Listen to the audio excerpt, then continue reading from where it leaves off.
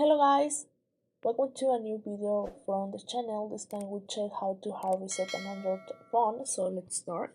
So for doing this, well, depends on your device, but for example on Android device you have to long press the turn off power button and then also the volume up button at the same time, long press and then just click on power off, and when the phone power off just click again and start the hard reset. Also you can connect on your computer when it's turned off and start also the reset from your phone. Another way to do it, what is not hard reset, is go to settings, just go to about phone, scroll down and let's go to factory reset.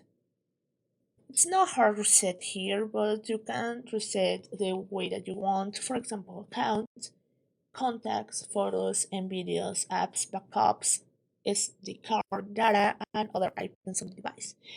You can select whatever you want to delete and then just click on reset it.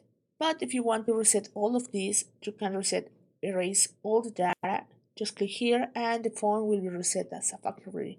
So that's the way to do it. You have two options. The options about, well, make manual by the buttons, and the other option is go to settings and factory reset.